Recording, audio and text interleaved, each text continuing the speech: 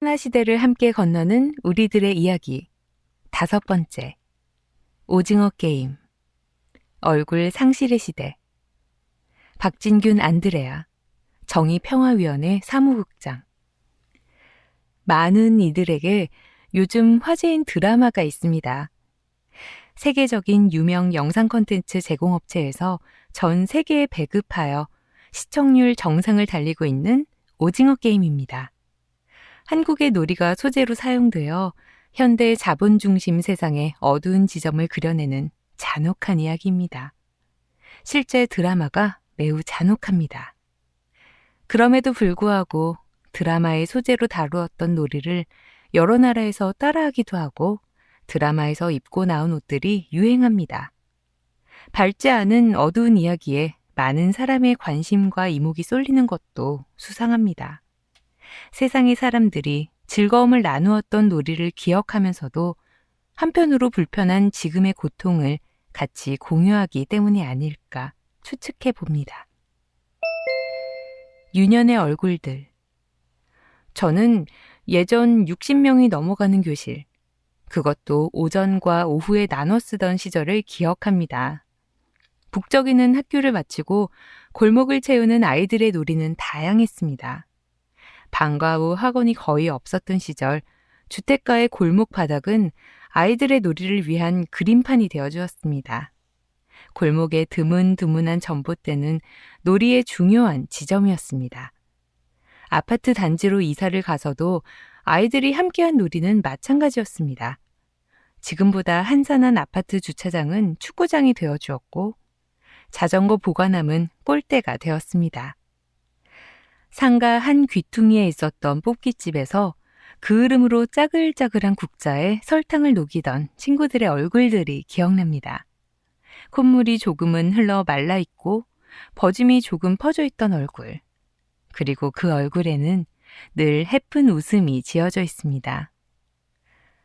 코로나의 시간을 지나는 지금, 우리에게는 전 세계가 같이 앓고 있는 공동의 아픔들이 새겨지고 있습니다. 함께하는 놀이가 희미해지는 현대의 강팍한 시간이 코로나로 인해 더 빠르게 굳어지고 있습니다. 놀면서 싸우고 삐지고 화해하던 아이들의 자람, 그리고 사람의 사람다워짐이 더 어려워지고 있습니다. 물론 현재에도 존재하는 놀이가 있지만 요즘 많은 이들이 즐기는 온라인 게임은 함께하는 친구의 얼굴을 살필 이유도 필요도 없습니다. 함께하는 즐거움을 나와 다른 누군가와 얼굴을 마주함 없이 사는 세상입니다.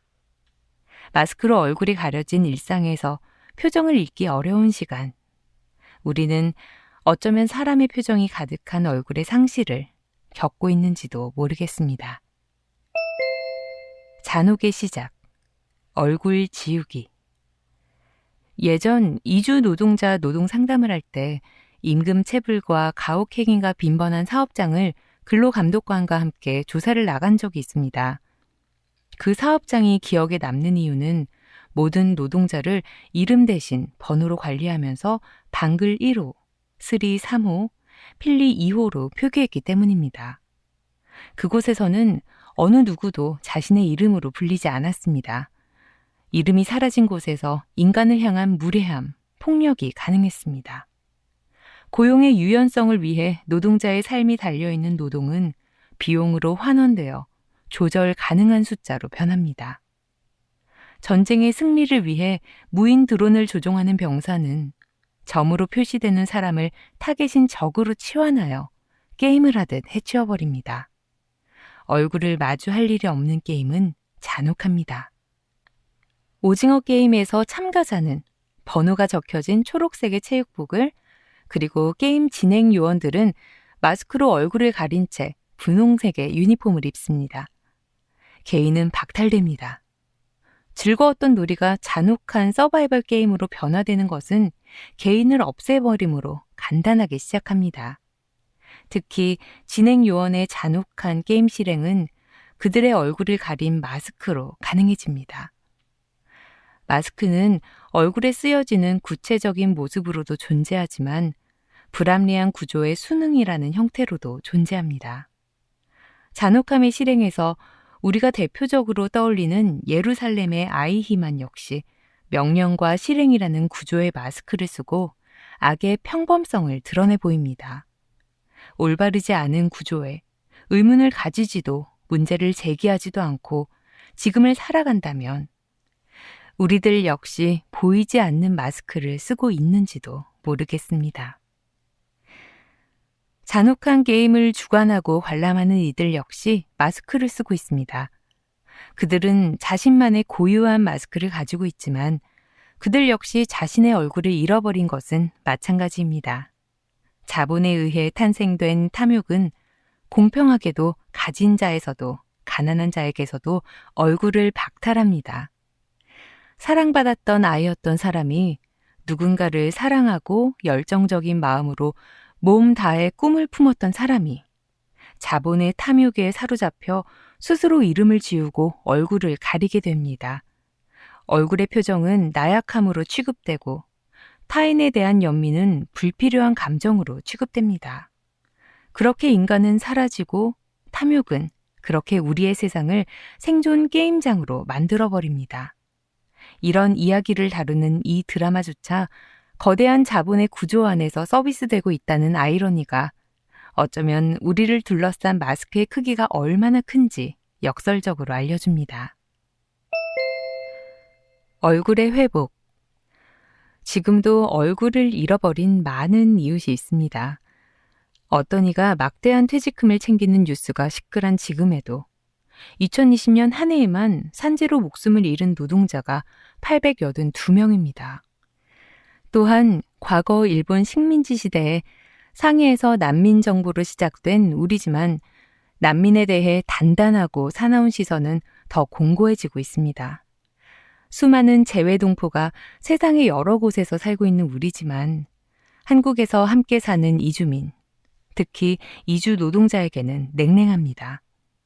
한국인이 외국에서 유효한 비자 없이 체류하면 서류 미비자라고 표현하면서 한국의 미등록 체류자에게는 불법이라는 태그를 붙입니다.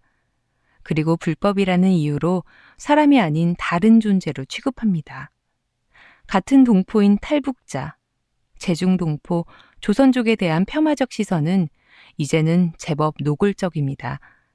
주류가 아닌 소수자의 삶을 사는 이웃의 얼굴을 제대로 보지 않고 편견과 오해라는 가면을 쓰고 이름을 지워버립니다. 오징어 게임에서 잔혹함을 균열내는 힘은 서로의 이름을 나누면서 시작됩니다. 이름은 개인의 부활이 되며 각자 인생 이야기에 목소리를 내게 합니다. 주인공의 불행이 시작되었던 파업, 해고 이야기, 그리고 다른 이들, 특히 소수자로 살아온 탈북자, 이주 노동자의 고달픈 삶이 각각의 이름을 부여받고 이야기됩니다. 이런 이야기를 통해 서바이벌 게임의 경쟁자가 아닌 사람으로 공감되고 이해되기 시작합니다. 이름을 나누고 서로의 얼굴을 살피는 것은 상대의 처지에 대한 공감이며 깊은 연대의 초대입니다. 숫자나 마스크로 가려진 한 인간이 사람으로 오롯하게 설 수 있음은 이웃과 얼굴을 마주하며 표정 지으며 자신의 이야기를 나눌 때 가능해집니다. 주인공의 이야기에서 덕수궁 대안문에서 오랜 시간 존재하였던 쌍용차 해고자를 위한 천막이 떠오릅니다. 당시 언론의 조리돌림으로 사회에서 몹쓸 존재로 내몰린 해고자들을 살리고자 만든 그 천막에서 그들의 잃어버린 목소리와 사라진 얼굴과 함께했던 기억이 있습니다. 그저 같이 있어줌으로써 그들의 얼굴을 되돌릴 수 있었습니다. 사람을 가리는 것을 치워야 합니다. 그것이 회복의 첫걸음입니다. 사람의 얼굴을 들여다보고 표정에 반응해야 합니다. 그것이 공감과 연대의 시작입니다. 사람의 이야기를 들어야 합니다.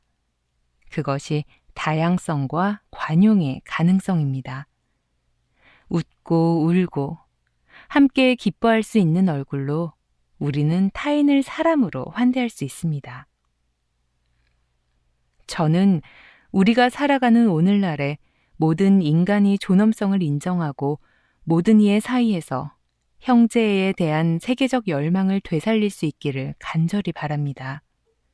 모든 이 사이에서 이루는 형제의 말입니다. 꿈을 꾸게 하는, 우리 삶을 멋진 모험이 되게 하는 아름다운 비결이 여기 있습니다. 아무도 혼자서는 삶에 대처할 수 없습니다.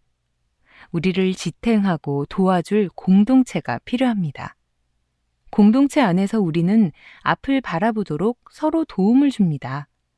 함께 꿈꾼다는 것이 얼마나 중요합니까?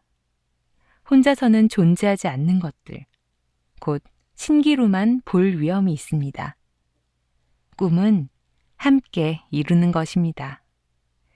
한 인류로서, 인간은 인간 육신을 지닌 길동무로서, 우리 모두를 환대해주는 같은 땅의 자녀로서, 저마다 신앙이나 신념의 부요함을 지닌 개개인으로서, 저마다 목소리를 지닌 개개인으로서, 모든 이가 형제 자매로서 우리 함께 꿈꿉시다. 교황 회칙, 모든 형제들 파랑.